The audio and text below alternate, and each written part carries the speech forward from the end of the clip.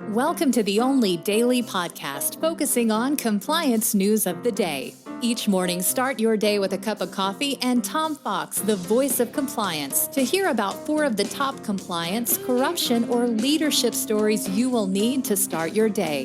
The Daily Compliance News is a production of the Compliance Podcast Network. August 6, 2020, the Suspicious Timing Edition. And we'll start with that story as the SEC is investigating the circumstances around Kodak's announcement of a $765 million government loan to make drugs at its factory. News of the loan last week caused Kodak shares to rise as high as $60 before falling back to $15 due to the dilution in shares.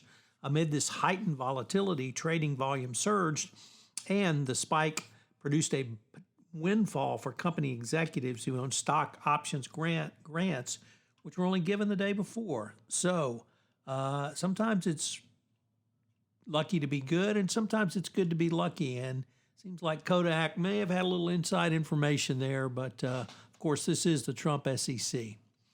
Next up from the Wall Street Journal, Mingy Sun reporting, UK enforcement agency is urging the maritime industry to be on the lookout for illicit practices that could be used to evade sanctions.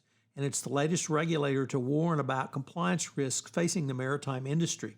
Guidance by the UK's Office of Financial Sanctions Implementation, which is a part of the country's Treasury Department, indicated that companies are susceptible to suspicious shipping practices, such as the intentional disabling of vessel tracking system to conduct illegal trade and the falsifying of documentation for maritime transactions. Maritime insurance companies, charterers, customs and port state officials, and flag registries are among the risks, or rather the sectors exposed to this risk. The guidance, amplified in a government blog post Monday, adds to the evolving list of guidelines aimed at the maritime industry and underscores the compliance complexities facing those operating in the U.S., UK, and EU. Next up, British Petroleum, as reported in the New York Times, took a huge loss, $16.8 billion in Q2, and cut its dividend in half.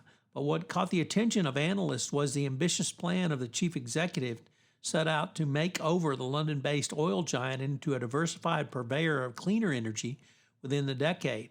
BP's share price actually jumped more than 7% during trading on Thursday.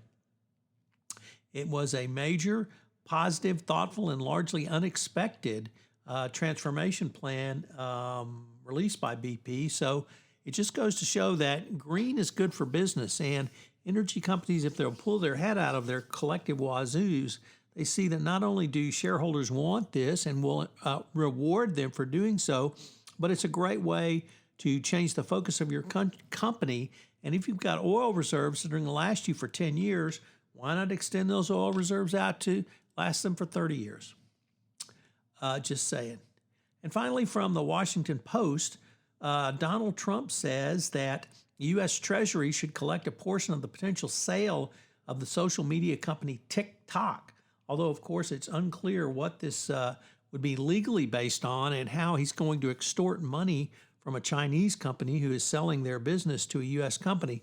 And it does portend a level of socialism that we have not seen in this country in quite some time. If the government is now going to take a cut of every sale of every company, I can only say that conservatives should be up in arms over this, and it really portends a level of government involvement that we have not seen before. So it's unclear what this is based on, if it's just Trump blowing smoke, or perhaps he doesn't understand how business is conducted. But to extort money from a foreign government will be an extremely difficult thing for the U.S. government.